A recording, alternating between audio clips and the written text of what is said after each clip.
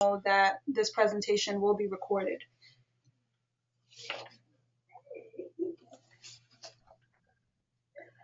Davis Jenkins is a senior research associate at the Community College Research Center at Columbia University's Teachers College. He works with colleges and states to find ways to improve educational and employment outcomes for students, particularly those from disadvantaged backgrounds.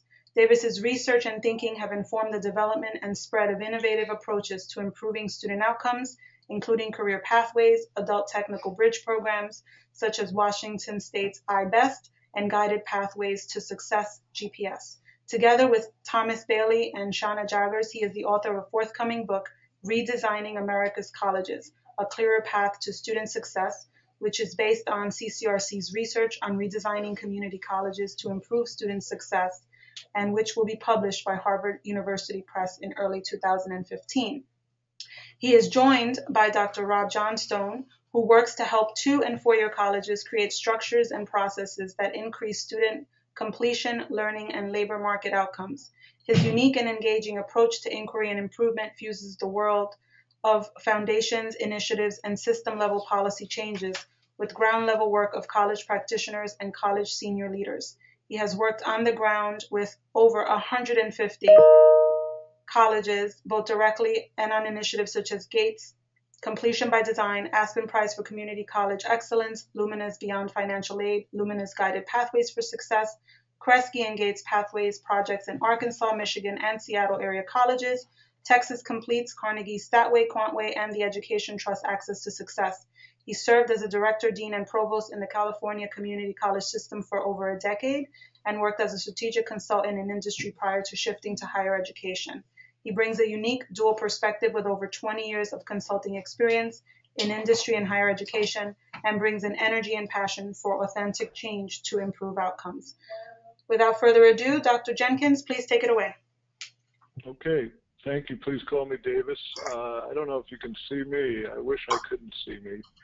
I hope this presentation goes better than I look. Anyhow, can you see my webcam or not? You see it? It's dark at the moment, Davis, at least on mine. Okay. Anyhow, so these ideas, at CCRC, we've been involved in research on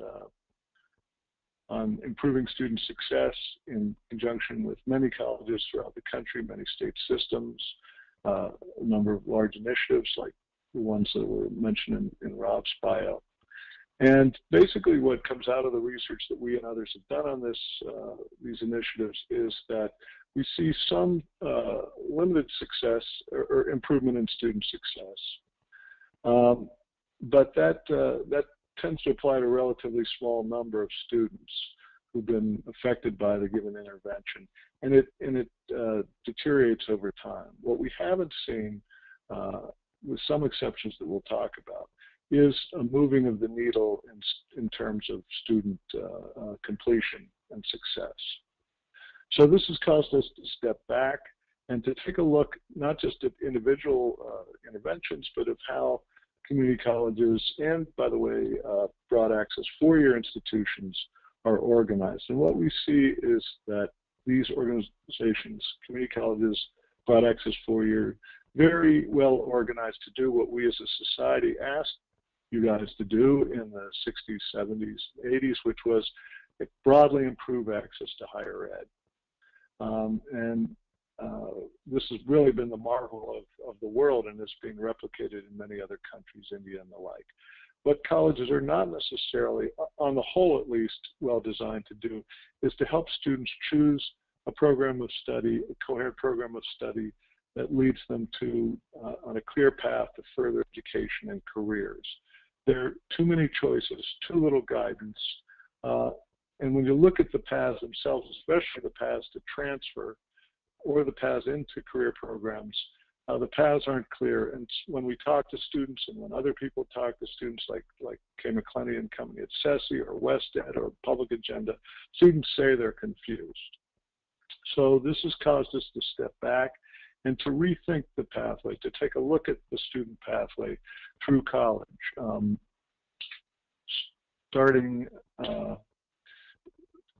with the starting throughout the entire student's experience, from the time they say, "Hey, I think I might want to go to college," to the entry point where they're just getting into college, and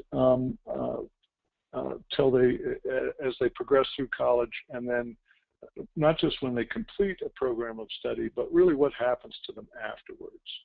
So most of the research, most of the reforms to date have been focused on that second phase, which is entry. Actually, the connection phase, especially with community colleges, there's very little research. There's actually some interesting studies that just came out recently, finding that a very substantial proportion of students who graduate high school in June, intending to go to the community college, don't show up in August for classes. One study looking at one sample estimated that was 40% of high school graduates who graduated in June, intended to go in the fall to college, didn't show up. Now, of course, a lot of these students will show up later on, but we know that entry is delayed. Actually, that study showed that just by sending text messages to students and other nudges, if you will, that it dramatically increased the yield rate, if you will. But also, folks haven't looked as much on the other end. And this is a big focus of CCRC's research, and mine in particular, looking at students not just entering college and progressing, but entering a program of study. Because it's like the lottery. In order to play, in order to win, you got to play. So in order to graduate, get a credential from college, you got to enter a program. And the program requirements, program pathways, program outcomes are very different. Another reason we focus on programs is that a lot of the initiatives like Achieving the Dream have used very global measures of college success, like retention rates and completion rates and the like, which are of course of interest in a global sense to administrators, not so much of interest, on a day-to-day basis to faculty. But when you show students in their programs how they're doing in their programs, it changes the conversation. And again, we're not just looking at completion, we're looking at what happens both in terms of further education at the next level, and careers. So all the research, which has involved quantitative research, a lot of talking to students, analyzing the process by which students are going through and the various processes that colleges have, can be summarized in 4 words. Students are lost. Most students come to community colleges without clear ideas or clear goals for college and careers. And when you think about it, I mean, they not only lack clear goals, they don't have a clear idea of what the options are. And yet we provide very little in the way of assistance to them. Most students, about 80% of community college students, come in thinking they want a bachelor's degree. Now, they have no idea what that is. They don't really know what a major is. They don't know what a credit hour is. They don't know the difference between core credit or major credit and elective credit. They don't really understand what an associate degree is. They don't understand anything really about the transfer process. They really know very little except that they want a bachelor's degree. And so of course they want a career. They want to make money, which is why they want the bachelor's degree. Well, what do we say to them generally? Unless they have a pretty clear idea of a career area they want to go into, nursing is an exception. A lot of people want to go into nursing, and there's a fairly clear path to those. But we find that many younger students in particular don't know about the career programs within community colleges outside of business and nursing. And so generally what we say if a student says, well, I want to transfer, we say, well, you should get your gen eds out of the way, and here they are. This is taken from an actual college catalog, not a New Jersey one, but it's at this point, Rob and I, when we're live, we often go to colleges' websites, but since we don't want to shame anyone in Jersey, it's not good to piss off someone in Jersey. We just show here that generally, this is a very confusing list of courses and programs, and we say, this was another thing. recommended list of courses for transfer. Again, very little guidance to students on what these courses are, what sequence to take them in, and how they fit in the broader scheme, what the path is, and how they relate to careers. And for most students coming in, we say, oh yeah, and by the way, not only should you take Gen Ed, but even before you can get to Gen Ed, you've got to go through remediation. And it's typically 2 or 3 levels below college, and essentially starting middle school pre-algebra. And that's very discouraging to students. So what we find is that between 40 and 50% of community college students, after 2 or 3 terms, are gone. They're gone completely. That is, they're not coming to another institution. Of those who continue on outside of the career fields, we find that their patterns of enrollment are very chaotic. Full-time to part-time, they drop out. But also when we look at what courses they're taking, they often don't add up to a career. Rob always urges, and maybe folks, to take a look at, just pick some random transcripts of students and see if you can figure out what they're doing. Yeah. What I love to do is, when we're talking about this, take, and this works for 2- and 4-year colleges, by the way, take someone in their 3rd or 4th semester who's been at the college for a couple years and who isn't in one of your structured programs of the science. So take a Gen Ed or pre-transfer student and just take a look at one of their transcripts. And it is a very sobering experience when you do this, by the way. And when you're talking with faculty who are on the ground, it really is eye-opening to what students end up having on there because of the lack of structure and the lack of a guide through this maze that we talk about. And I've been involved in situations where we've done it both 2- and 4-year schools, and only in rare cases do you actually find coherence. One of my other favorite questions is to ask yourself, if you randomly pulled that student out of the classroom who's in their 3rd or 4th semester and ask them, so how far are you towards your degree and exactly what classes do you have left to go? Ask yourself whether they would know the answer to that question. And this isn't a gotcha that you're doing something specifically wrong at your college. This is how it's been for years. And so it's a very eye-opening experience. It talks about, Davis has been focusing on this notion of being lost in a maze, and we've got such great data, qualitative data on this from talking to real students about this all across the country. Yeah. So as a result, students meander. You've got 3 groups of students who are meandering big time. One is your pre-health students, your pre-nursing students, and also your selective students who are trying to get into your other selective healthcare programs. We actually find that many of these students are racking up college-level credits, not just developmental credits, 30, 40, 50, 60 credits or more. But they're not getting the grades they need to get into nursing or the other selective programs, and yet no one's sort of redirecting them. The second big large group is the whole Gen Ed, Dev Ed area. Those students they're seeking to transfer, but they aren't clear on what the path to transfer is. We find many of the students actually, because they don't see a clear path, transfer before they complete even their Gen Ed requirements, let alone their associate degree, even though research we've done suggests that earning an associate degree improves their chances of getting a bachelor's degree. And more importantly, and my colleague Clive Belfield did a study quantifying this, because many students who transfer don't get a bachelor's degree or don't get it right away, if they transfer without the associate degree and don't get the bachelor's, they got nothing. And that shows up in their labor market returns. They're essentially where high school graduates are, even though they've taken all this education.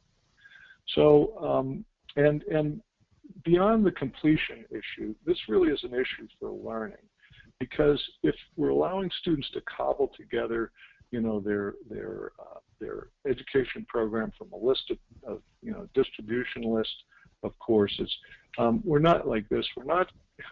They're essentially not building skills across the curriculum in a coherent way. And the research on learning from K-12, but also from higher education, I'd encourage you to look at the Eberly Center, which is at Carnegie Mellon University, 7 elements of effective teaching and learning in higher education.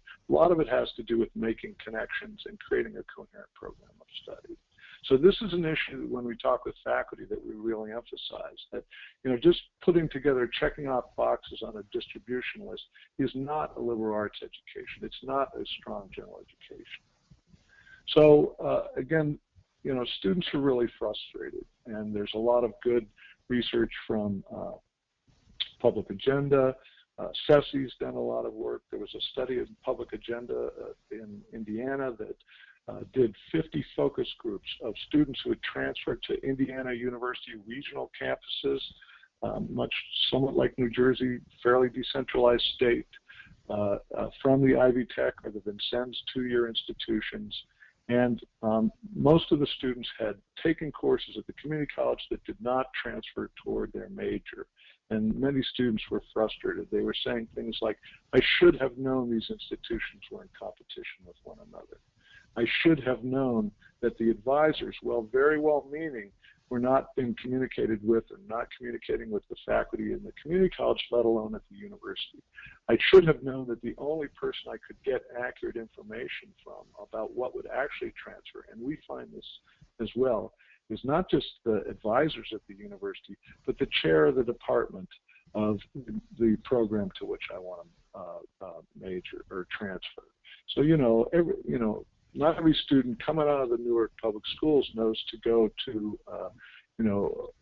over there to the university and, set up an appointment with the chair of business and figure out what it is they want to do, or what it is they got to do. So this again has led us to step back and take a look not just at particular interventions, but of the big picture and of the path that students take. And the status quo, we call it self-directed or sometimes the cafeteria model, because it really relies on student finding their own way. There are services available, but they got to help. They got to get them themselves, starting with career and college planning. Yes, there are career centers, and there's help from advisors, but Kay McClenny in the Nessie study found that 40% of new students didn't even know their college offered a career center. And most students, when they go to the career center, tend to go near the end of their programs. And of course, by that point, as I've mentioned, a lot of students drop out. Similarly with advising, the students who go to advisors tend to be those who really need it the least. The paths, as we've talked about, are unclear and too many choices. And this is true, not obviously for transfer, but it's true, again, for the paths into the career programs. And especially many young people or people don't have a clear idea of the labor market, haven't been out there, don't know about the technician kinds of certificate and applied associate degree programs that many community colleges offer outside of nursing. So as a result, as I mentioned, this has an issue not just for student retention, but for skill building across the curriculum. So, it's hard to know, or hard to say, can we really say that students are prepared to succeed as juniors in a major, or to, be the kind of critical thinkers that we're telling employers that we're turning out and want to turn out. Assessment is used to sort students at the front end, and remediation is very focused on really two courses, college algebra and English composition. Even though research, I did a paper with Matt Seidenberg, my colleague, we found that other courses, other gatekeeper courses like Psych 101, Bio 101, Econ 101, Anatomy and Physiology 101 are every bit as predictive as college algebra, college math, and English of success. And obviously, to get into a program of study, if you're in business, passing Econ, Accounting, Management 101, those are hard courses. Those are as important as English and math, and yet all the remediation is focused on those two things. And I'll pop in, Davis, and just say, those Sure. of you who were last year when I was in New Jersey, you heard me say this, and I talk a lot about somewhere along the line, we let math and English, narrowly defined, become the only two arbiters of college readiness. There's significant research. Davis is talking about the course level research about how predictive other courses are programs. But, I and others have research of how predictive a host of factors are that have nothing to do with math and English. Math and English are incredibly important, but I think one of the conclusions of the kind of trends in the dev ed research and thinking in the last decade has been that we've been thinking about it a little too narrowly, and that math and English are the only ways that we can measure whether students are prepared for college. And I think what the research tells us is there are proxies, they're somewhat predictive, but the question of whether it's really math or English that are driving the relationships we see or other factors is a pretty important one. And some of the data leads us to think that some of the non-cognitive factors are equally as important, if not more important, things like confidence, social capital, and hope, and productive persistence. And so another piece of this is also that it's not just about how we've done Dev Ed, Math, and English, but the fact that we've only used Dev Ed, Math, and English, which has largely had them served as filters rather than any process of trying to develop or bring students more who are probably already more likely to be ready to do the work at the transfer level. Right. And Rob mentioned earlier that students' progress isn't monitored, and as a result, and there's limited feedback, and as a result, students generally don't know how far they've come and how far they have to go, which is really an issue for motivation. So again, this is caused folks, and actually these models, we're going to show some examples. We're really pioneered in universities, starting with Florida State and Georgia State and others. But the idea here is to really start with the end in mind, to have required plans that students are required to actually follow, and to help students, provide students not just with information about careers, but help them explore careers as part of their curriculum. And we're going to show you an example of that in a minute, where it can actually be done as part of the curriculum. Students' plans are based on default full program maps created by faculty and advisors to clearly lead to further education and ultimately to career outcomes. The key here is, because students are ultimately interested in careers and degrees as a means of those, we got to keep the end in mind, and the maps clearly have to lead to these. They're default in that, this is the best advice we're giving you as if I'm someone who's a student who's interested in accounting, this is essentially the route that I would recommend. Now, students can change it, but they have to opt out of it. They have to go see someone to change it.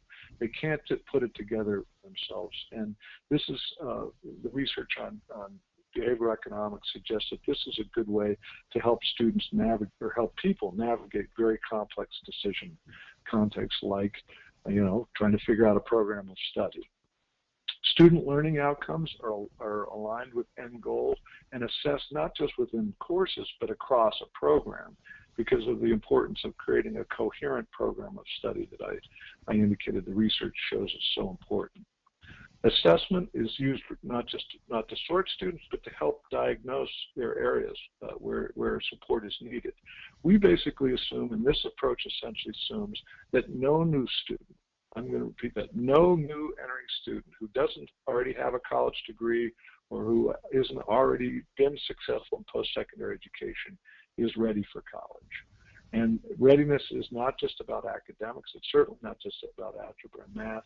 It has to do with these other non-cognitive things. And when you look at the kinds of intake systems that, even elite institutions use, they focus on these as well as the academic areas and try to build this into the curriculum, not just into the initial orientation. I'm going to show you some examples. Instead of having a prerequisite remediation, this academic support is, to the extent possible, contextualized and integrated in the program gateway courses. And that means, like, for nursing, it's Bio 101, the Anatomy and Physiology 101, as in addition to math and English. And ideally, the math that's offered is appropriate to the program of study. And there's both through technology, through e-advising system, but also through reorganized advising. Students' progress is tracked. They're provided with feedback, and they can see how far along they are, and the college knows how far along they are toward not just getting 60 credits or whatever, but actually completing a program of study. So we're going to just go through some examples here. So the core of this idea, it's not sufficient, but the core of this idea is the academic map. And I'm going to show you some examples, but here's a sort of a template. The map, very importantly, provides a brief introduction of the program, and then you'll see it provides a sample schedule. Actually, this only shows 2 terms, but it would show the entire schedule for all 4 terms if it's an associate degree, for example, including the suggested sequence of programs. There can be electives, but the electives have to be a relatively narrow set that makes sense for an educational purpose. The second column you see is milestones, and this includes critical courses that students have to pass in order to critical courses like with a particular grade point average, like anatomy and physiology, or bio 101 to get into nursing, and also positive milestones like if this is your 3rd term and you're in an electronic tech program, you need to get your resume in order and you need to get an internship, or if you're transferring, you need to put in your applications to the university to transfer. Very importantly is a list of sample job titles and potential employers. This was created by a 4-year institution, Florida State University, but for community colleges, in addition to the career outcomes, we need to very clearly show the bachelor's, the potential bachelor's transfer programs, and ideally show what a bachelor's program looks like in the junior and senior year, what kind of courses you're taking, and the like. So I'm going to run through quickly some examples. First is from a 4-year institution, Arizona State University, which is a very huge institution, but to show how this can be done on a very large scale. Arizona State has 300 majors, but they're all indicated in these pictures here, most of which are really about careers. So I'm going to just quickly run, when you type in, when you Google undergraduate degrees at Arizona State, this is the screen that pops up. And you'll see they have cool majors there. And so here are the list of cool majors, starting with accountancy. I didn't realize that was a cool major. I don't see psych on here. Rob, sorry about that. But I guess these are essentially tech majors. There's too many of us. There are too many of you. Okay, these are majors that are cool because you make enough money in order to be able to afford to be cool. But as you can see on the right, there's lots of information, but you can compare programs side by side. So let's just type on accountancy. And again, so we've gone from those pictures to these cool majors, and then the next click is to the description of the accountancy program. And you'll see this essential template that I was talking about in terms of the academic map showing up. So it talks about the program. There's YouTubes about the program and about exciting careers in accountancy. You'll see sort of near the bottom, students, they've done click analyses. Most readily look at second language requirement. No, thank God. They also look at program math intensity, moderate, because they're concerned about, well, what's it take to get into this? And then when we scroll down, they talk about special requirements that are needed for this degree. Scrolling down even further, they talk about transfer agreements. I'll talk about those in a minute. And then at the bottom of the page, but it's still the same page, very importantly, they talk about the careers that you can get with a bachelor's in accounting, and the outlook and the like, the salary and the growth outlook for the Phoenix area. And you can drill down and get information on what kinds of things, what kinds of job titles do financial examiners have, and what do they do, review balance sheets and the like. And you could really elaborate on this with YouTubes, et cetera, et cetera. There's all kinds of things you can do. And of course information on wages and the like. So the point is, in the program description, very clearly tying it to careers.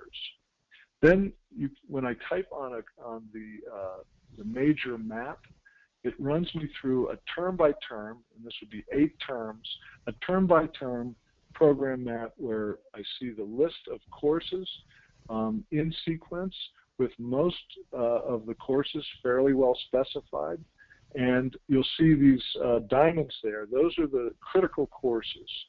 That is, courses that both statistically and the faculty within the accountancy have determined you got to pass this course with at least a C in order to succeed in accountancy. And if you don't pass it, they're going to try to help you pass that course. But if you don't pass that course, they're going to require you to take another major. So this gets in the community college space. This gets at what we do with pre-nurses. Are we going to, as many colleges do, maybe it's different in Jersey, I don't know, but in many colleges we let pre-nurses and other pre-selective health program students bang their head against the wall, try to get the prereqs at the appropriate grades, and many of them they pass courses. They may get a B- in Bio 101, which is a hard course, and that's a decent grade, but it's not enough to get you into nursing. So the question is, are we going to let them continue on when we know they're not going to get into nursing, or are we going to help them find alternative paths either through other clinical areas, or there's lots of non-clinical program or opportunities for employment in business in healthcare. You might have seen in that first screen exploratory. If you're coming into Arizona State, you don't know which of the 300 majors you want to enter into, you're required to take one of 7 or 8 listed here exploratory majors: business, education, engineering, computing, math, technology, health, humanities, fine arts and design, STEM, social and behavioral sciences. These are 2 to 3 term prescribed courses of study that give you a taste of, say, business. You take a business course, but you're also taking other things. You're also required to take a required workshop that was developed by developmental psychologists to explore students' personal, academic, and career interests and aptitudes, all with the goal of deciding, am I going to continue on in business toward a specific major like accountancy or marketing or whatever, or am I going to move to another area? And what I like about this is that we can only dump so much information on students. This takes an initial hunch of students that I'm interested in business and actually begins to give them a taste of what business education is like. However, without locking them in. It's very clear in these exploratory majors when I will get locked in business. That is, when I start taking courses that won't transfer to other areas. If Arizona State says that if you continue on beyond 30 credits without choosing a major, they'll put you on a Bachelor's of General Studies program, but they'll say, of course, you're not going to get into any graduate school with this, and employers are going to look at a Bachelor's of General Studies and say, what is this? So you see, it's very prescribed in some ways, but what this is doing is not limiting students' choice, it's helping to structure students' choice. So in other words, these exploratory majors enable students to explore 300 majors, but to do it in a way where they're not just getting information, but they're actually exploring a field that they're interested in, and doing it in a very structured way, with the opportunity to move to another area and to customize their map. But in order to customize, it's an opt-out. They need to go see someone to do it. They need to see a faculty member. They need to see an advisor. They can't just do it on their own. And so, this allows just a slew of analytics that the college and departments can do. They see who's in what program. But you see here the very important analytic, which is how many students are on track. That is, what percentage of students are on path according to their majors. And as you see, in 2007, before they implemented this, it wasn't so hot. And that's helped to improve the retention of students over time. I just want to mention briefly, they've taken these maps, these program maps, and extended them down into the community college. This is an example of a home page or a web page for a student at one of the Maricopa colleges. And this is basically shows the student where they stand, how far along they are toward transferring with junior standing. And in accountancy, it looks like at the university, and the university can see students coming through the pipeline, and both the university and departments and the community college advisors and departments can look at the students, can look at this information, at least in the aggregate, and see how students are progressing along. And you'll see this provides a map for students on what they've taken to satisfy various Arizona and associate degree and university requirements. If they succeed and if they complete these maps, they're guaranteed junior standing in a major, and for Arizona residents, they get a pretty substantial tuition discount. So actually what's even more interesting in a way is that they're beginning to move these maps down into the K-12 schools, into the high schools. And so this is something actually that we're seeing more and more community colleges. We were just at Valencia Community College, and they're considering how to build these maps back down into the K-12 schools so that students, they're not getting into a major, but they're beginning to explore a broad area early on. And the research has basically suggested that, these high school academies and the like, that it's really helpful for students to explore. So I real quickly want to just run through some community college examples. You'll see very similar patterns in terms of these maps. So when you do when you do programs, academic programs at Queensborough Community College, you see this page. And new students at Queensborough are required to choose one. This is part of the CUNY system, as you know.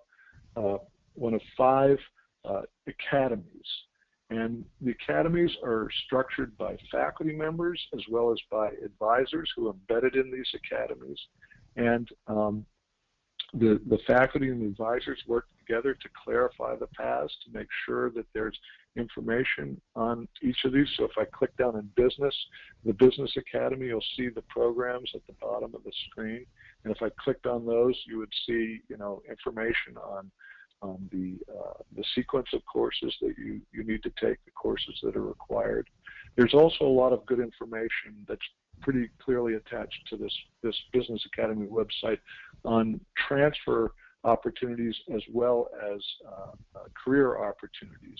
Often when we look at community college websites, you go to the career coach website and it presents you with BLS data, Bureau of Labor Statistics data on all programs. Here in this example, it's very clearly tied to the program of study. And there's information, as you can see, on the dual joint enrollment program with John Jay College of Law, in forensic accounting, a very prestigious school for an Associate of Science that will get you junior standing, leading to a BS in economics and forensic financial analysis. So there's all this information about transfer as well.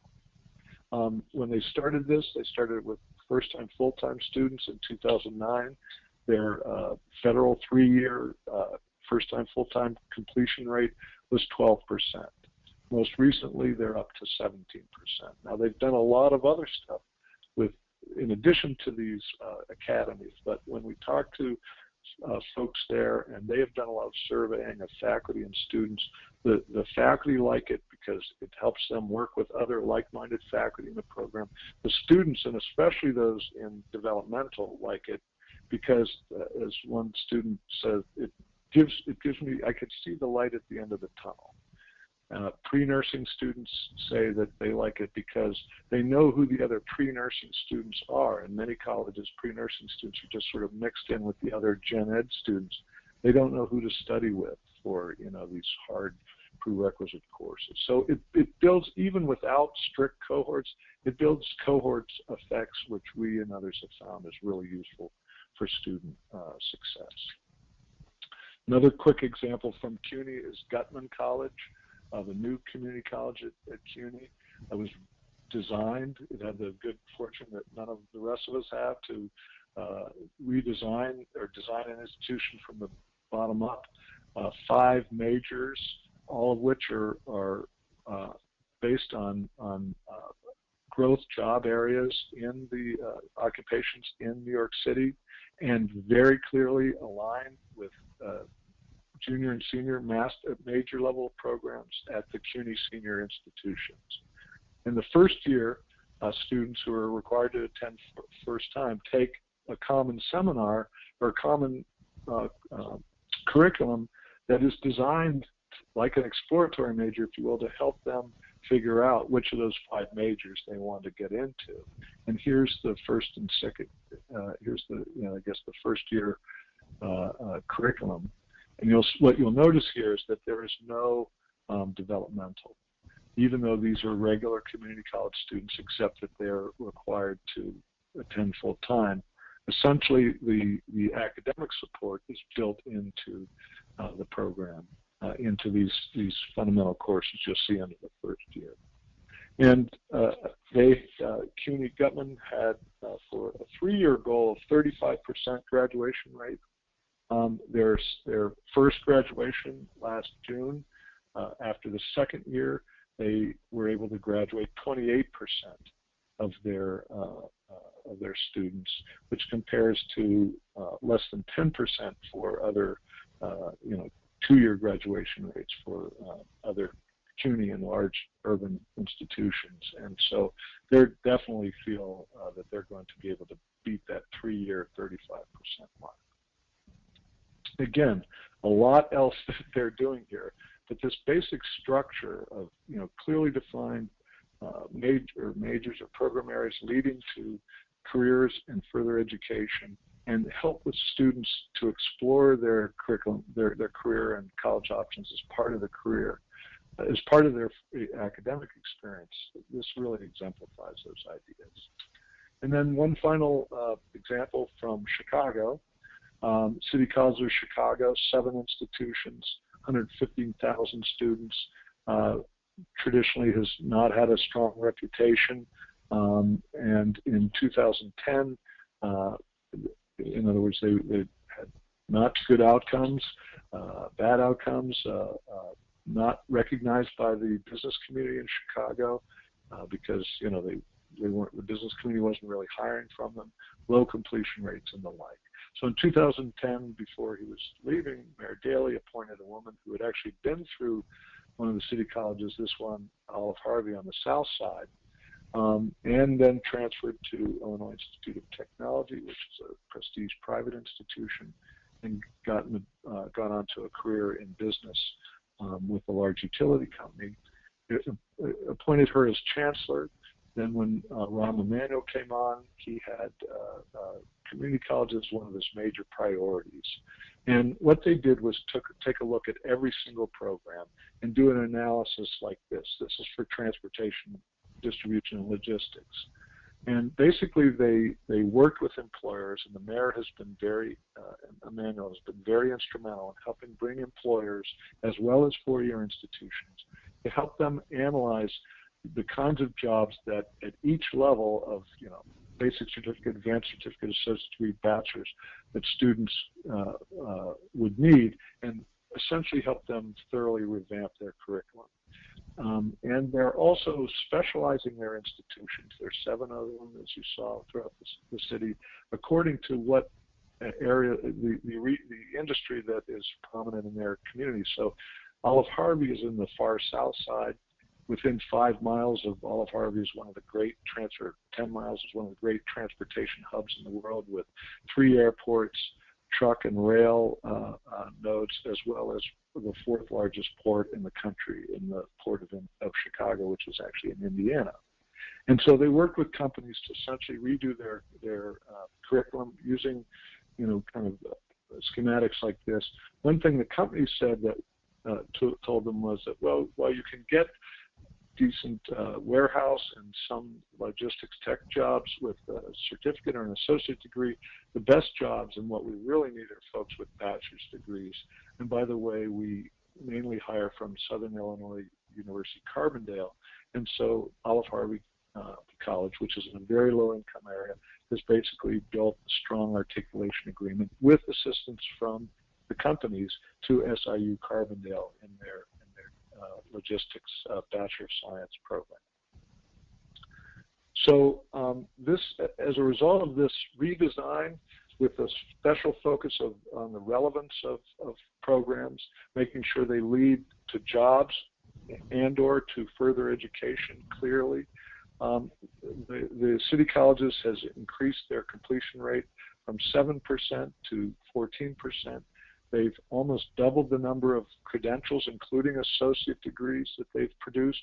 But more importantly is that they not only increased the quantity, but because those degrees have been mapped out with assistance from employers and senior institutions, you know, there's strong indication that these are also quality degrees as well. And so the next phase for the community colleges, for the city colleges, is essentially to require students, which they started last fall, to choose one of these 10, they call them career, academic and career focus areas. And again, these are based on the needs of the Chicago area, the job needs. And students are required from the start to pick one of these and to begin an exploratory process, follow a map that's been created by faculty within each of these areas. Here, for example, is the overview of the business program, which has an overview of the program, sample career options. This is from the catalog on the website. You can drill down. Then it has specific program offerings at different levels for the different types of programs, recommended transfer options, and again, on the website you can drill down and learn out more of these, and you know, sample courses. So in one page, this is essentially a summary of the City College business programs, including sample courses, because like a lot of students come in don't really knowing that you need statistics for business. They think you just make money in business. So, and then when you drill down even further, you get a semester by semester, like I showed you earlier, map of the courses that you need to take. And on the right-hand side, you see these achievements and next actions. Those are the milestones that students are expected to achieve, in addition to, of course, passing these courses, and the kinds of both, you know, requirements, but also the positive things students are expected to do to be able to progress. And these things can be tracked in the same way that course success can be tracked. So while all of these examples, you know, have taken different approaches, there are a number of design principles that they all share, starting with helping students start with goal setting from the start. And in the City College of Chicago, for example, the 10 focus areas are on the application, and the student is required to choose one of those 10 focus areas. And they get a letter of, again, this is for students applying, they get a letter not just from the city colleges, but from the dean of the like business or whatever program area it is of the college to which they're going to go, saying, well, you know, welcome to our program. And then they go into orientation, which are around these focus areas, their initial advising, and then the city colleges are now setting up first-year experience courses, required first-year experience courses in the 10 areas so that students can explore you know, careers and further education in their initial area of interest, as well as, of course, work on college success skills. So it's a progressive process. It's not a one-shot deal, helping students over time move toward more really honing their decisions.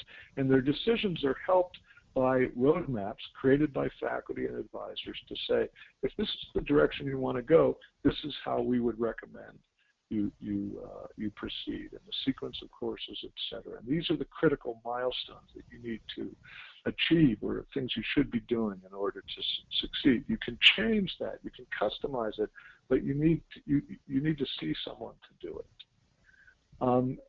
The whole intake process, actually the way I just described, is redesigned.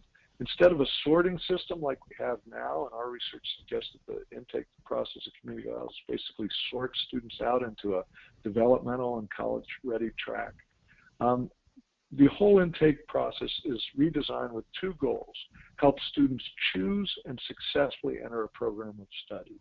And by successfully enter a program of study, I mean taking and passing those key gateway courses like, anatomy and physiology, bio 101, as well, and, that are critical if you're in healthcare, as well as in English and the right kind of math. And the way to do that is to integrate the teaching of basic skills into those gatekeeper courses across program areas, not just in math and English. Students' learning and learning outcomes are assessed, and teaching is improved across programs, not just courses of study. Right now, there's a lot of innovation that goes on in colleges, but it's often very fragmented and isn't really working across programs. It might be in particular departments, but those departments aren't working with other departments necessarily to improve teaching and learning across programs. And students' progress is monitored with frequent feedback and support provided as needed. The key here, though, in all of this, and the way to really engage people in all of this work, even though students proceed from left to right, from connection all the way through to completion and beyond, is to start with the end in mind. And the end is careers. The end is careers and the further education, whatever that is, whether it be associate degree for certificate, bachelor's degrees. And Rob has pointed out, if you're interested in areas like psychology, there are good degrees and good jobs in psychology, but you essentially need at least a master's degree to get a job in there. That has to be clearly part of the path for students, even though starting at the basic level. And then the idea of starting with the careers. Go ahead. Yeah. Just to pop in, Davis. I mean, when I talk about this, and I go through some stuff, one of the things I talk about is, I don't know how many people know that psychology is the second most popular major nationally. And the estimates hover between 12 and 14% of people in undergraduate institutions nationally are majoring in psychology, working towards a psychology degree. And first of all, there's not 12% of the jobs in the field that require a psychology degree. And secondly, I have 3 degrees in psychology, and I would firmly state that we should never let anyone major in psychology unless they sign a waiver saying they understand that to get a job in psychology, you need a master's degree. An associate's or bachelor's does not do you anything in psychology. It qualifies you to work at Enterprise Rent-A-Car, which is not necessarily a bad job, but probably not why most people are studying psychology. So there's both a funnel problem, which is that we haven't really mapped the number of jobs to the number of people we allow to be psychology majors. But the other issue is that the jobs in psychology are at the master's and doctorate level. So starting with the end in mind, and in the case of psychology, and by the way, I was just at Lorain County Community College, where the psych faculty has been working with the psych faculty at Cleveland State to help create a 5-year bachelor's master's program and to link students from the community college into that program, because there are jobs in counseling psychology in Ohio, but they need a master's degree. So starting with the end in mind, and then backward mapping the programs and the sequence of courses and the various milestones, and again focusing the intake on helping students choose and successfully enter a program of study. And actually these broad areas, like the focus areas at the City College of Chicago, we can begin to extend down into the K-12 schools as well as into adult ed programs, so that we're helping prepare students for broad program areas, not just preparing them for college. So we'll skip the homework we'll wait on the homework for a minute. So I seem to have dropped out of my, oh, there we go. So at this point, we are open for questions, comments, critiques. And Yesenia, I gather folks are going to post questions if they're interested.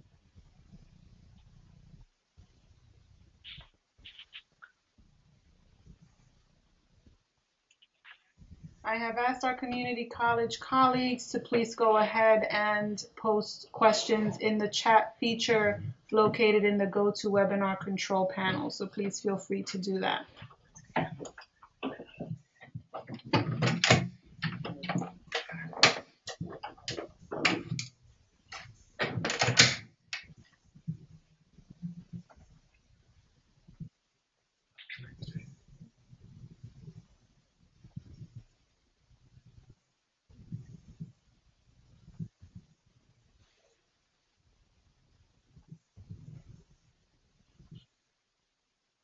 I think so I know that everyone has actually started enacting guiding pathways as of yeah. That's Okay, so everyone started enacting guided pathways. It is awkward over the webinar, but what we propose, what we've talked to Larry and Yesenia and company about, is to a process whereby we assign, for those colleges that are interested, an exercise that we've used in other places that we found very useful, or the colleges have told us they find useful, and that is to essentially. Can you see this? Davis, Sorry, I wanted to let you know that it looks like folks are using the question box, which you may only be able to view. It looks like there's upwards of 20 questions posted. Are you able to view? Oh, there are? I don't see any I questions. can't see them either. Okay, if you look at your control panel. Yeah, you got to expand the chat there, man. Expand the chat? It should be under the question area or a hyperlink to the questions.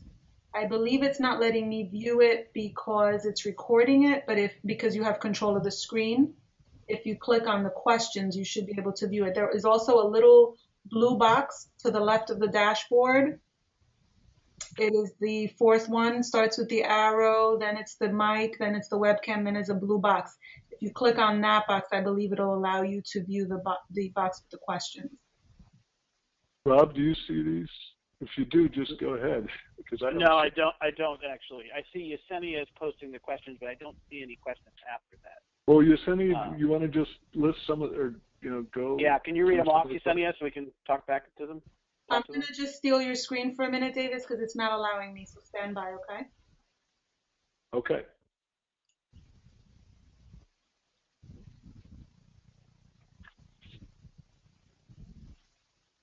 Okay. Webinar being recorded. Yes, we can hear you. Okay, lots of we can hear you. Let's see. Okay, what would be a path for part-time students since most of the programs shown are full-time? That's a really good question, and one we always get asked. There are two things here. In creating these maps of the sort that you saw, those are sort of the ideal default maps from which we start with students.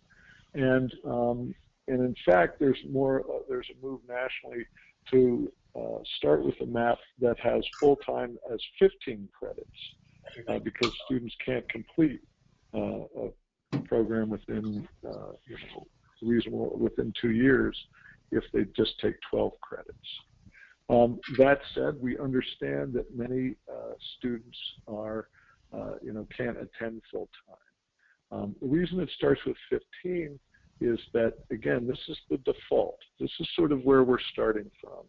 And the process is you take the default maps and you customize it to particular students and where they're coming from, whether they're taking credits and the like.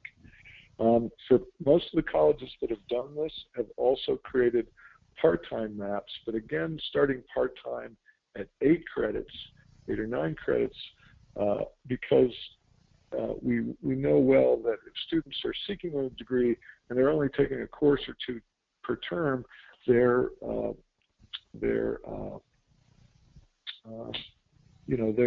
chances of completing are almost nil.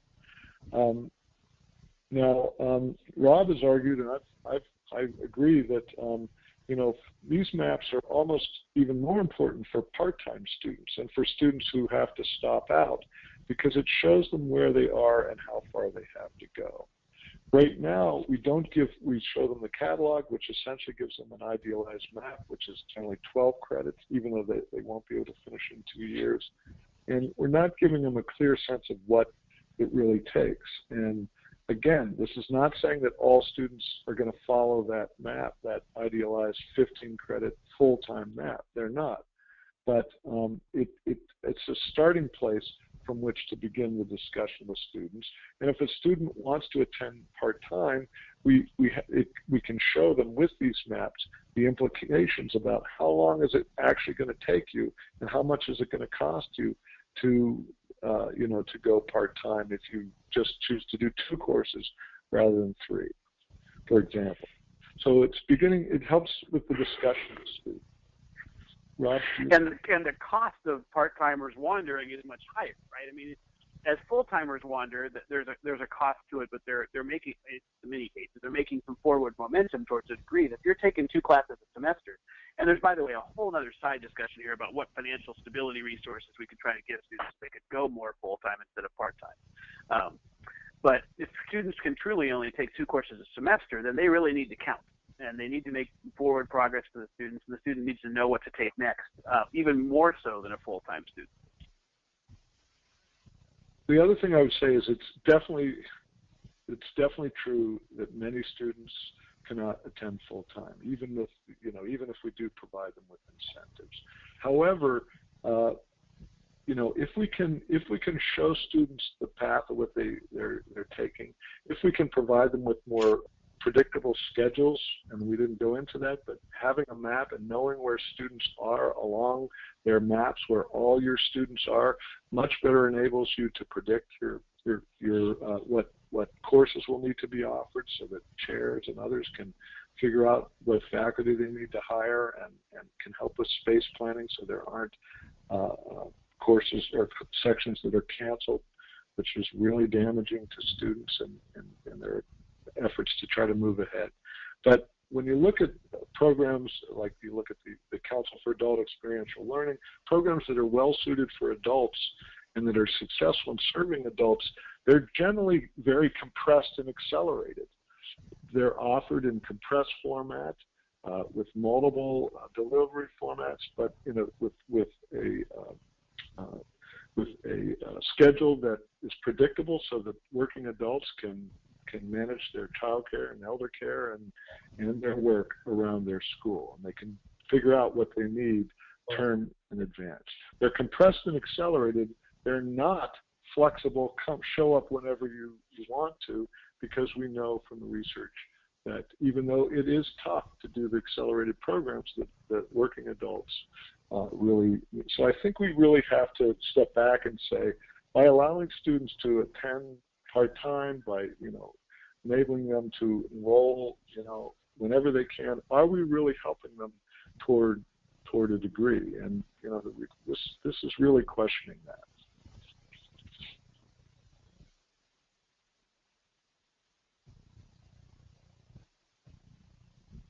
Okay, thank you, Davis and Rob. Just so you know, that was our folks over at Bergen, so thank you for that question. We have 4 more questions posted. The next question is, what is the most common resistance from the faculty that they worked with, those institutions that were cited? Yeah, I mean, so Davis can chime in too here, but I mean, the common faculty resistance takes a number of forms. I mean, first of all, the resistance, I wouldn't always categorize it. There are some really good questions that everyone, faculty, staff, and administrator, ask about these models from the standpoint of who gets to decide what's on the pathways. Aren't we limiting choice? Isn't free choice? I mean, we do a whole, and when we come in June in person, we'll go through some of these questions in person. There's a lot of really good questions faculty can ask, and I think part of the story here at places that have pulled this off is they've engaged faculty in those questions very purposefully, and they've let them be part of the solution. When Sinclair in Ohio did this, and they redesigned, I think it was 180 of the 180 programs with both a full-time and part-time map, they didn't do it administratively. They had the faculty in each of those areas determined. So if the accounting faculty would say, what is the best 2-year degree path for an accounting student and the best 4-year degree path for a part-time accounting student, down to default electives. And so in that particular case, it was still a faculty-driven process, because the faculty in accounting were saying, I think these 3 humanity courses that these students used to be able to pick from a list of 600, these are the 3 that matter most, and Davis will talk about this too, I'm sure, maybe give students the combination of learning outcomes that they're going to need to be accountants. And so there is a part of this where we can kind of turn this a little and say that we get to let faculty be in control of the solution. Other places have been more top-down with it, we'll be honest. And I think it really has to fit your culture at your college. We also have to call out really clearly that at the end of the day, one of the models that we are bucking against is that faculty can choose to teach what they teach when they want to teach it. And I'm very sensitive to this issue and realize that we hired faculty under models where they could teach what they wanted to teach when they wanted to teach it. What we're trying to go to here is put together these structured programs for students that work better for them. And it may result in not teaching all 15 courses in psychology that are in the subdomain of psych. I mean, the story I tell here, by the way, is that when I used to teach psychology part-time at Foothills, stop me if this sounds familiar, but the dean came to me at one point and said, hey, our psychology enrollment's down. Are there any courses you could offer that you think would be highly enrolled? And I said, well, sure, I could teach psychology in the law because that's what my doctorate is in. We don't have it on the books. And so we rushed it through curriculum, and we offered it the next semester, and it filled immediately, and it was a highly popular course. I look back on that now and realize there's about 10 things wrong with that process, but the biggest one is that course wasn't on anyone's pathway. And it wasn't giving them forward progress, it was just degree credit. And so we were actually doing those students a disservice. But that's, when we think about enrollment management, that's how we've commonly done things. So I think the nature of faculty resistance or exploration of these issues or engagement hovers around the combination of what's best for the student.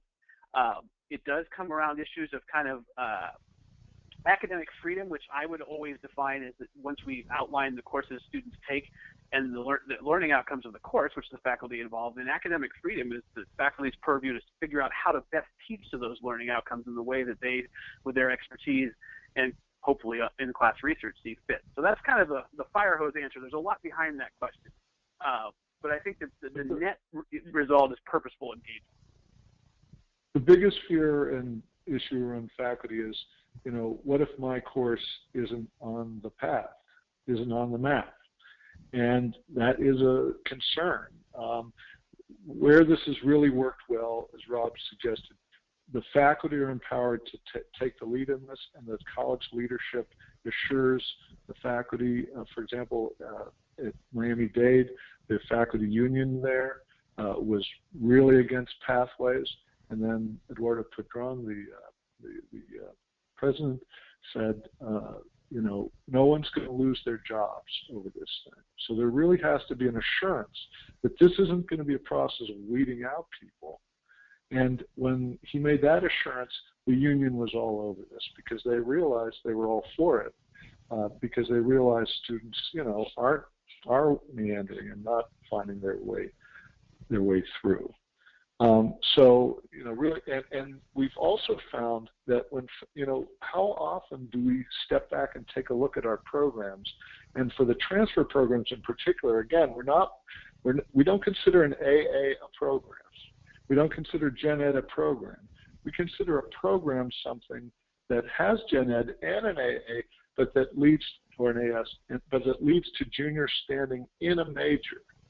That's a very different perspective, and generally that requires faculty across disciplines, Gen Ed and technical disciplines, to get together and talk about programs and learning and teaching in a way that we rarely see at community colleges. And our experience is they find that very, very rich experience when they're empowered to take the lead on it, and when they're assured that people aren't going to lose their jobs.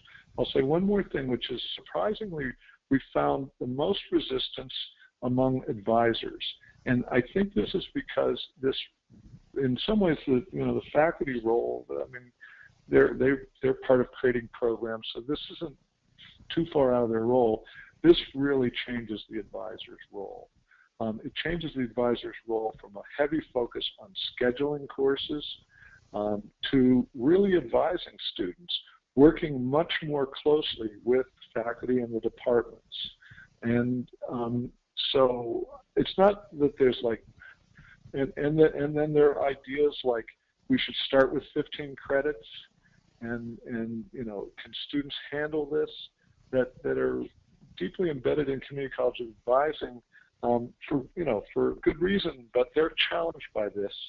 And it's not that the issue isn't that challenging. It's just that this requires a very different mindset than we have required in the past. I'll say one last thing, which is in terms of the cost issues, and CCRC and Rob, we have been doing a lot of research to try to understand the costs of this thing, of this kind of approach. This approach requires you really to reorganize advising and to take better use of electronic advising. Where the real costs are, and we're trying to begin to quantify those. Most of the colleges and universities that have done this have reorganized advising, but they've also hired more advisors, and they have made much more use of faculty advising, and with a clear handoff between students, coming in, and once they decide, an exploratory major, then once they decide on a specific major. So advising and the technology around it, the e-advising systems, as well as the coordination in the professional development, tend to be the big cost areas here. And so we can talk a bit more about this, but really this is responding to a lot of economic and political pressures, the financial aid issues, the reduction of financial aid from 17 to 12 credits, the fact that students really need to get through quickly, the fact that more and more students are paying more of their own money for tuition. All of these factors, as well as performance funding and the like, are really pushing colleges to move to a business model where you're attracting students not because you're offering cheap or low-cost courses, but you're offering relatively low-cost access to programs of study that lead to further education and careers.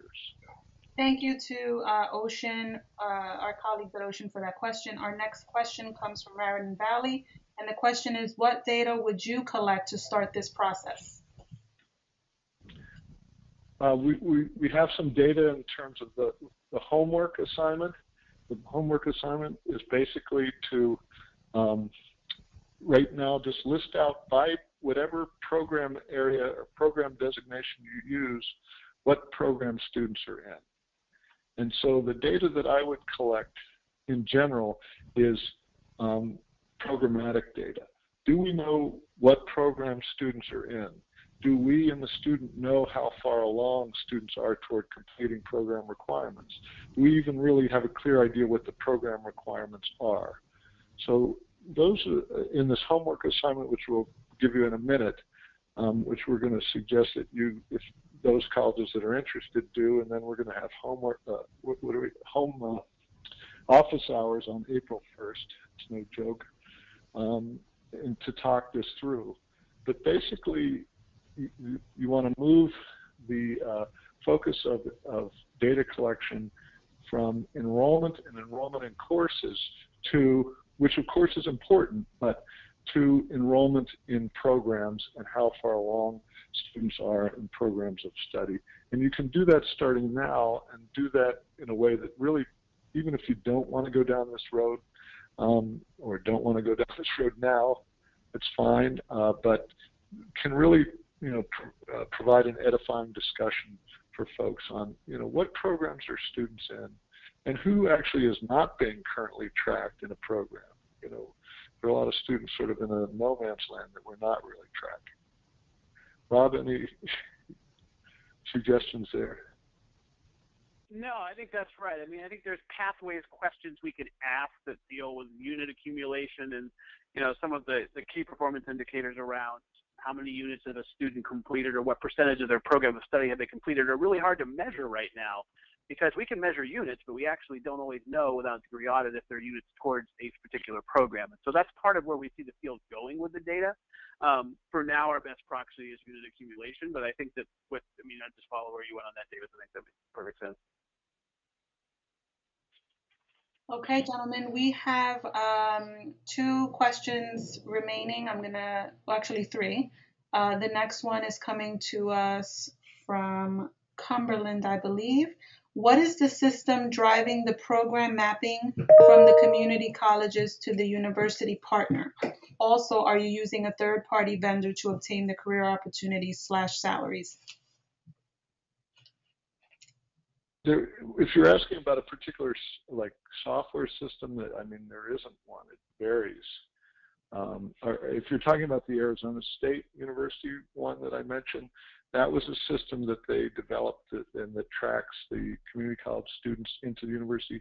They developed with a grant from the Kresge Foundation, and that links into their advising system, which is called eAdvisor. It's very sophisticated. However, I want to make this very clear. Even in the case of Arizona State, which has one of the most sophisticated e-advising and tracking systems that, again, not only tracks their own undergraduates, but goes down into the community colleges and tracks students on these maps in the community college. The Art Blakemore, who was the architect of the e-advisor, said the two hardest parts of e-advisor were, number one, getting the deans to get the faculty together to create the maps. And number two, to update the maps and to communicate changes not only through the university, but down into the community colleges. So the bottom line is, while technology is really potentially powerful here, what's really important and the hard thing is the human process of getting faculty and advisors together to map out the maps, and then to create a process of communication, which can be enabled by technology, by which these changes are communicated down into the throughout the programs and down into your partner institutions. In the case of City College of Chicago, I mean, ASU is obviously the big dog in Phoenix, and it's working with this huge Maricopa Community College system. In the case of Chicago, they've worked upwards into the universities and with employers.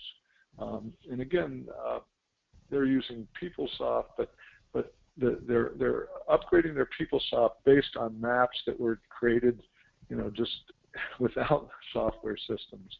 The maps are, and the process of creating the maps are what's critical here. And before you start working on your software systems and thinking about that, although there are issues there, you got to start thinking about the human process and how you're going to design these programs. Okay, our next question comes from Brookdale Community College. I'm wondering if there are any failures in using this guided pathway approach. For instance, I'm concerned about a student that requires a tremendous amount of remediation, as evidenced by the entrance exam, and instead of taking a traditional remedial course, now has their remediation being taught in a gateway course. So a number of things on this. It's a very good question. So what we're finding is we're not suggesting that every student be mainstreamed into a gateway course. The research is showing, and the experience of institutions like Long Beach City Community College, like the Virginia system, and other places where they have essentially changed the cut score, is that many more students than in the past went into, and especially with added support, have been able to succeed in the college level gatekeeper courses. At the same time, there is a substantial number of students, and this can range from a quarter to a third to 40%, who are not helped, who are not succeeding in moving up. And the fact is that remediation is not helping them either. So in other words, those other students who were in the past had been sent to remediation and then were able to move up into the gatekeeper courses, were masking the fact that there is that kind of student who that question describes, who is not being helped and certainly would not be successful in the remedial course. We don't have a clear idea, I'll be honest, what to do with these students. We have this discussion everywhere we go. We just discussed it last week in Florida, Rob and I, and a substantial number of these students do have learning disabilities. And then, of course, they're ESL students and native students who are just very low, readiness. I would say the CUNY START program, which is promising, and we're involved, CCRC, my colleagues at CCRC are involved in evaluating that, as well as iBest and other efforts to contextualize instruction, show some promise, but I'll be honest, we don't know how to deal with those students. Yeah, and Davis, I would just say, the fact is that the current approach isn't working for them, right, either. That's the key, I think, is that we've never done well by these students. I mean, so I don't know that this. I would argue that the structure still has the likelihood of helping these students. Certainly co-remediation and the structure have the likelihood of helping these students more than what we did before. I don't think it's going to solve the problem for the lowest of the low students. And I think that we have, as a system, have to really struggle with that. I mean, I am a big access guy as well, but I don't think access with a 5% chance of getting anywhere with it is really access. I mean, and a lot of students at that level are also taking a lot of loans and racking up student loan debt. So, I mean, we need to think about what happens with. I just in my head I rank students from 0 to 100 on some mythical preparedness scale, and what I've talked about recently is the students who are in the top 20. We get 19 of those 20 students to graduate now. We would get 19 to 20 to graduate no matter what we do. I mean, there's 20% of students who are going to do well no matter what the model. And there's probably at the bottom, maybe it's 10, maybe it's 15, maybe it's 20. I don't think it's more than 20. But it's some number of students that aren't going to graduate. Like 1 out of that 10 or 15 or 20 is going to graduate no matter what we do unless we significantly do something differently.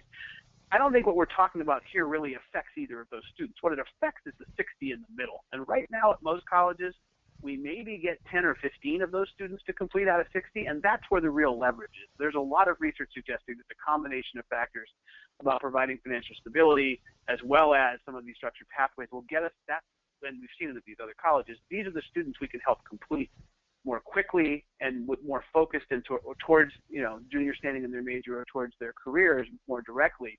That's where the leverage is in the organization. It's a very real question what to do with the bottom 10, 15, or 20, but I would go back to where Davis finished. Right now, we're not doing anything for them either. But let me also make clear that even with that whatever percent in the middle, we're not necessarily advocating that in all cases students be mainstreamed and have co-requisite support. We are advocating that whatever academic support is provided is extremely closely connected to what is needed in the college level course, and ideally not just in math and English. So 2 examples are the Chabot, Katie Hearn and company at Chabot College in California, where they have integrated all their remediation in English Comp and reading and writing into one level of remediation. And the whole goal of that is to really practice and use college level content, albeit maybe at a slower pace. And they've had a very positive success in that. So that is still a prerequisite system. They've mainstreamed more students into the college comp, but the other students who aren't mainstreamed, they've had very good success. But the key is, even though it's prerequisite, it's highly connected. The second one is one Rob knows better than I, which is the Mathway Statway model, where it's a year-long, Statway is a year-long statistics course that combines what might be called remedial instruction with college-level instruction. It enables the student in a year to complete the college-level course and incorporates strong pedagogy like productive persistence. Look, the point is, the faculty need to decide how best to do this, and we can look to models on how to do this. The point is, it definitely has to be connected, and to the extent possible, we're finding more success than people thought was possible in actual co-requisite integrating the support into the college level programs.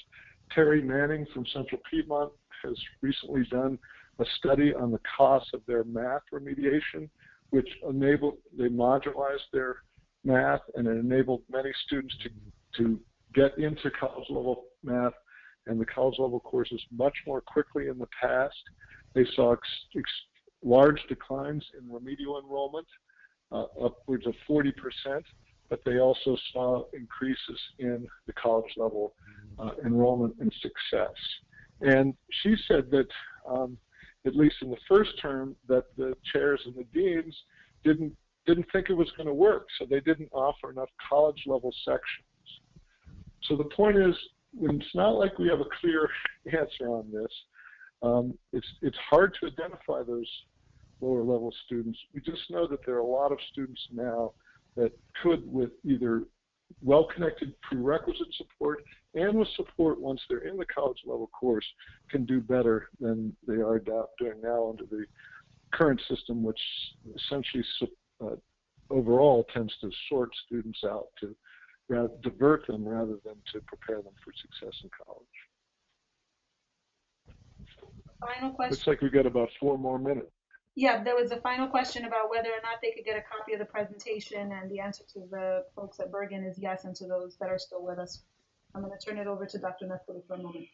Yeah, before we wrap up, I'd like Jacinia, if you would, with Rob and Davis, to sketch what comes next, the office hours and the homework, as we've called it, that colleges who have heard enough to be interested might try to cobble together. Linda Lamb is here from our office, and I think she can add value by engaging our officers to have a group think about putting together the homework. And we are pointing towards June, a June event, to have Rob and Davis with us here in New Jersey for those who Coalition of the Willing, as we like to call it in New Jersey. But so, Justinia, I think... Justinia, can you turn it over to, because I have the homework on my slide, can you turn it back to me? Let me say, can you do that, Justinia, while I'm talking? Well, let me quickly say then, Rob and Davis, you've cited Queensboro and some others. I want to make the point here, and you can elaborate a bit. We're trying to take a multi-college approach here in New Jersey. Strength and collaboration is part of our way of doing business. You're working with Michigan and maybe 1 or 2 other states, and I want to make the point, you can elaborate. That's what we're trying to put in play here.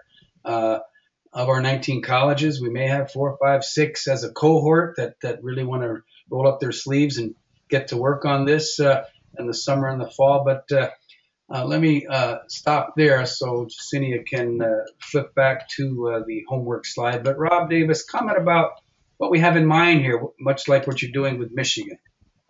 Yeah, I mean, and we've done Davis and I have kind of a tag teamed a lot of this effort in states like Michigan and Arkansas, where we just started also the work on completion by design, and on a CCA project in Tennessee and Georgia and Indiana. Everyone takes on a slightly different flavor, right? There's some version of working towards these common goals. In Michigan, we're working more with a wider range of colleges. We don't have a lot of on-the-ground technical support built in. In Arkansas, we're working with a smaller number of colleges, and we have both kind of the initiative level and technical support built in. And so we've worked under both models, and I think what we've found over time, and Davis has created these amazing tools we can use to help colleges guide these pathways. Even in the places where we're able to do technical assistance, it always comes down to our role as one of catalysts and being able to share thought capital and maybe some tools. And even if we have a day with a college, we go home at the end of that day. What happens is what the college does with it. So I think through these statewide events like the one in June and anything that comes forward, we can bring thought capital and discussion to the table about what other colleges have wrestled with, and how it goes forward from there is really up to, the specifics of how the state system and the colleges want to move forward. Davis? I mean, this is a heavy lift. We're talking about a major change. On the other hand, ultimately, it's got to be done by colleges locally, and so I would not commit to this if I were president or leadership in a college unless I'm serious about this. On the other hand, this fits very well with other initiatives that you, Larry, and Jacinia and others have described in New Jersey. In particular, the efforts to improve transfer outcomes, and also, the effort to try to get more students coming through the door into a program of study. So I don't know. I think, all we can talk about is those principles, provide some examples. Ultimately, it's up to you guys. And I think, I think the ingredients, it sounds to me, the ingredients are placed in Jersey. It's not, the steps aren't really rocket science, but it just takes a lot of leadership and commitment. And so I would say find some schools, if there are, a handful, to work on this, but focus, heavily on what you're already doing, especially around transfer and pathways to careers generally. Davis, I didn't know if you want to show anything, but I did give you control. It says that it's waiting to view your screen. I would like folks to... Okay, so that we will be. So can you see the homework? And we'll send this out. Can you see that? No. I think. No, we can't. I think we can just describe it and send it out. We're at 12:30. Okay. So basically, the homework is, and we'll send this out. Just produce a report of the number of your students currently enrolled by program in which they are currently enrolled, and use all your designations, including undecided, undeclared, gen ed, liberal arts, dev ed, dual enrollment, as well as, of course, any specific academic program areas. Be as specific as you can. And then there are a number of questions that we would recommend and that other colleges have found useful, whether or not you want to move ahead with this, which get to how accurately does this list really reflect the program students are in, how far they are along, reflect their intent. Are the paths through our programs to transfer and employment outcomes clearly defined? The students have easy access to information on how far along they are. And then who's responsible for monitoring the progress of every student in every program area on that list? Are there students like in pre-health or in gen ed or in dev ed who no one, at least at a programmatic level, is tracking? Because we find that those three groups of students, dev ed, gen ed, and pre-health, in most community colleges are the largest group of students, and in general, we find that no one's really tracking their progress. So if that's the case, it seems to be an issue. And so we would suggest you do this homework. It's easy for your IR office to do. They generally do it. It's just a snapshot. And then on April 1, we're going to be having a webinar or office hours online, Rob and I, to just answer some questions, lead some discussion. And then on June 3rd, we're coming and doing a day-long workshop. And there's another tool that we've sent to Yesenia that sort of lays out the ideal parts of a guided pathways system. And there's essentially 4 parts: helping clarify the path for students, number 1; helping students get into a program of study, number 2; helping ensure that students, once in a program, are continuing on and making progress, number 3; and number 4, ensuring that students are learning across the program. And so there are a number of, it's set up so that you can discuss what your college currently does in that area, is there a need, and what you might do to improve practice in those areas. We would recommend that folks who want to come to the June 3rd workshop fill out at least, the initial part. What are we doing now? And then June 3rd could provide an opportunity to talk about, what could we do differently, or what more could we do, and how could we build on what we're currently doing. This is a key thing. The idea is not a current initiative, a new initiative, but an effort that really integrates a lot of what you're doing. And we think through that experience, Larry, that colleges would have a clear sense of what this would entail and be able to decide whether or not they would want to take it on at all or now.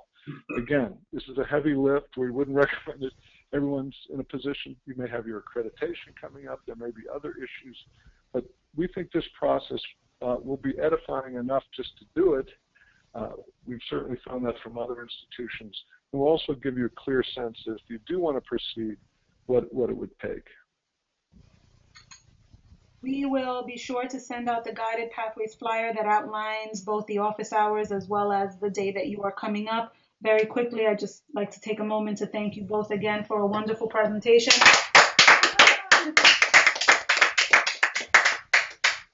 You can amplify that by 19 community colleges that joined us today on the webinar. Again, we thank you for your time and we wish everyone a wonderful day. Thank you. All right, thank you. Have a good one. Have a great day.